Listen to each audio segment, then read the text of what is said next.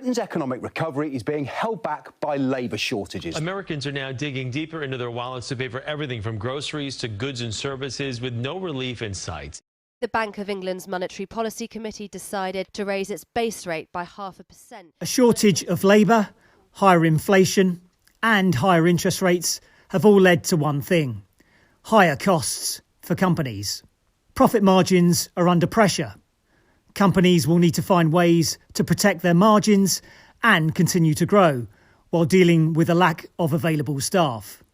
Historically, the short-term fix was migration, filling job vacancies with workers from overseas, but increasing migration isn't always a favourable option. There are several reasons why we've been having issues within the labour market of late. One of the big ones has been the missing workers that have left the workforce during the pandemic. Now, they've left for a number of reasons, but one of the big ones is a feeling of vulnerability to do with the pandemic and also long-term sickness. Another reason is much more long-term in nature, and that is the ageing populations and the poor demographics we have in many advanced economies around the world. As baby boomers are coming up for retirement, we don't have enough young people coming through to replace them.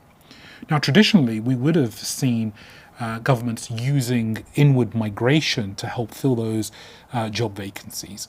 But unfortunately, the rise of populist politics has meant that populations are no longer really willing to allow for migrants to come in and fill those roles. So companies are having to think about alternative solutions to the labour shortages. As demand for workers increases, there's an expectation that wages will increase too.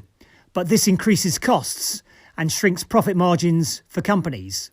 For years now, robots have gotten a bad reputation for stealing people's jobs.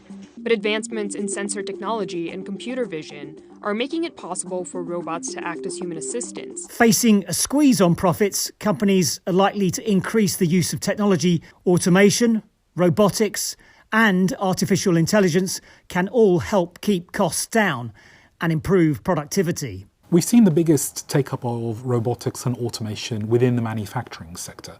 And although there's been a lot of growth in recent years, the density of the use of robotics, i.e. the amount of use compared to the labour force, is incredibly high in South Korea. And that really highlights the scope for further growth amongst the other advanced economies. Looking ahead, as the labour shortage is set to worsen, the use of technology in manufacturing and services may be deemed more politically acceptable than the previous solution of more migration.